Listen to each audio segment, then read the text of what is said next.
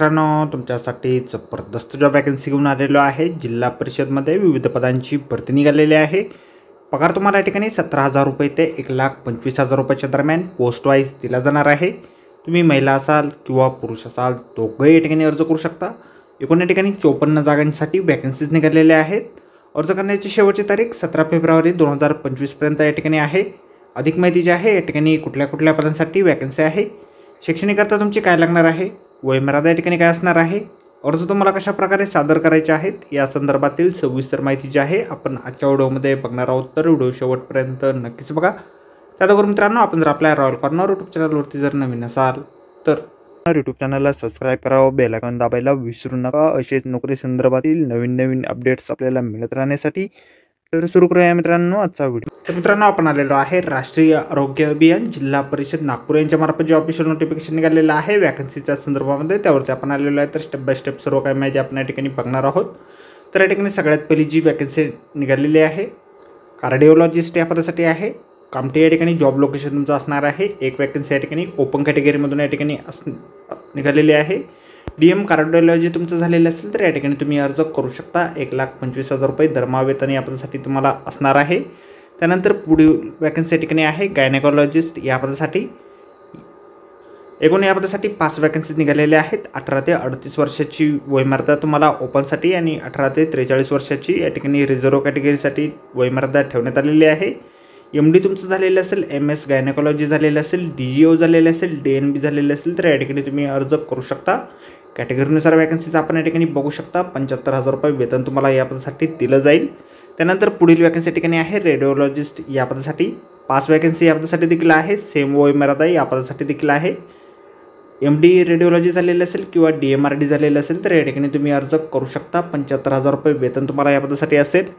त्यानंतर अनेस्थेसियालिस्ट या पदासाठी पुढील वॅकन्सी आहे। 4 वॅकन्सी या पदासाठी आहे। MD अनेस्थेसिया किंवा DA किंवा DNB झालेलं असेल तर या ठिकाणी तुम्ही अर्ज करू शकता। 75,000 रुपये वेतन तुम्हाला दिलं जाईल। त्यानंतर पेडियाट्रिशियन या पदासाठी पुढील वॅकन्सी या ठिकाणी आहे। 2 वॅकन्सी या पदासाठी आहे। MD परेड किंवा DCH किंवा DNB झालेलं असेल तर या ठिकाणी तुम्ही अर्ज करू शकता। 75,000 रुपये वेतन तुम्हाला दिलं जाईल। त्यानंतर पुढील वॅकन्सी सर्जन पदासाठी आहे।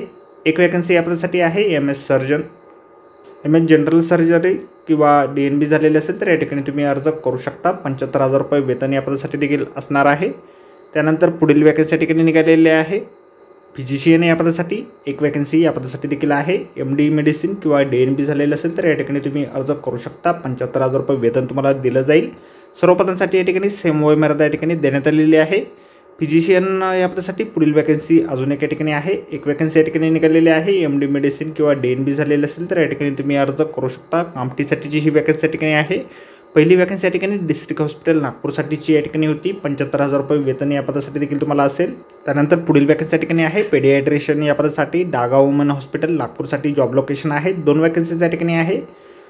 शैक्षणिककरता जे आहे MD परेड किंवा DCH किंवा DNB झालेलं असेल तर या ठिकाणी अर्ज करू शकता। 75,000 रुपये वेतन तुम्हाला दिलं जाईल। त्यानंतर ENT सर्जन या पदासाठी 1 वॅकन्सी या ठिकाणी आहे। सेम वयमर्यादा या ठिकाणी आहे। MS ENT किंवा DORL किंवा DNB झालेलं असेल तर या ठिकाणी तुम्ही अर्ज करू शकता। 75,000 रुपये वेतन तुम्हाला दिलं जाईल। त्यानंतर मेडिकल ऑफिसर MBBS या पदासाठी पुढील वॅकन्सी आहे। 2 वॅकन्सीज या पदासाठी निघालेल्या आहेत। MBBS झालेलं असेल, रजिस्टर MMC तुमचं असेल तर या ठिकाणी तुम्ही अर्ज करू शकता। 60,000 रुपये वेतन तुम्हाला दिलं जाईल। त्यानंतर पुढील वॅकन्सी या ठिकाणी आहे मेडिकल ऑफिसर MBBS या पदासाठी। 3 वॅकन्सीज या ठिकाणी निघालेल्या आहेत। MBBS रजिस्टर असेल, MMC रजिस्ट्रेशन असेल तर या ठिकाणी तुम्ही अर्ज करू शकता। 60,000 रुपये वेतन या पदासाठी देखील असेल। त्यानंतर मेडिकल ऑफिसर MBBS या पदासाठी सुमल L3 साठीची वॅकन्सी या ठिकाणी आहे। 10 वॅकन्सीज एकूण या ठिकाणी आहे। MBBS रजिस्टर असाल, MMC असेल तर 60,000 रुपये वेतन तुम्हाला या ठिकाणी दिलं जाईल। सेम वयमर्यादा सर्व पदांसाठी या ठिकाणी आहे।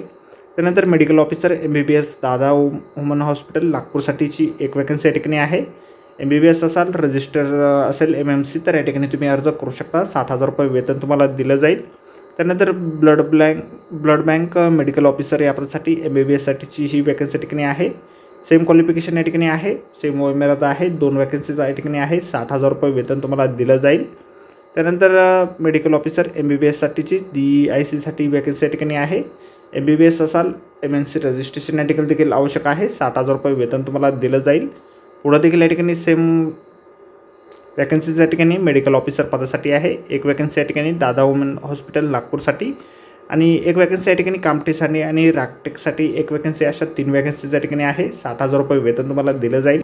त्यानंतर पुढील वॅकन्सी या ठिकाणी आहे डेंटल हायजिनिस्ट या पदासाठी सेम वयोमर्यादा या पदासाठी देखील आहे. एक वॅकन्सी या ठिकाणी आहे, 12वी उत्तीर्ण तुम्ही असाल, सोबत डिप्लोमा तुमचं झालेलं असेल डेंटल हायजिनिस्टमध्ये, तर या ठिकाणी तुम्ही अर्ज करू शकता. 17,000 रुपये इतके धर्मवेतन तुम्हाला दिलं जाणार आहे. 18 ते 38 वर्षाची ओपनसाठी आणि रिझर्व कॅटेगरीसाठी 18 ते 43 वर्षापर्यंतची वयोमर्यादा या पदासाठी आहे. तर पुढील वॅकन्सी ठिकाणी आहे ॲडोमेट्रिक असिस्टंट या पदासाठी धागा वुमन हॉस्पिटल नागपूरसाठीची ही वॅकन्सी ठिकाणी आहे. 18 ते 38 वर्षाची वयोमर्यादा आहे ओपनसाठी आणि 18 ते 43 वर्षाची रिझर्व कॅटेगरीसाठी वयोमर्यादा ठिकाणी आहे. एक वॅकन्सी या ठिकाणी आहे, 12वी उत्तीर्ण तुम्ही असाल, सोबत संबंधित डिप्लोमा तुमचा झालेला असेल, तर या ठिकाणी तुम्ही अर्ज करू शकता. 17,000 रुपये धर्मवेतन तुम्हाला दिलं जाईल. अशा एकूण 54 जागांसाठी या ठिकाणी वॅकन्सीज ज्या आहेत निघालेल्या आहेत.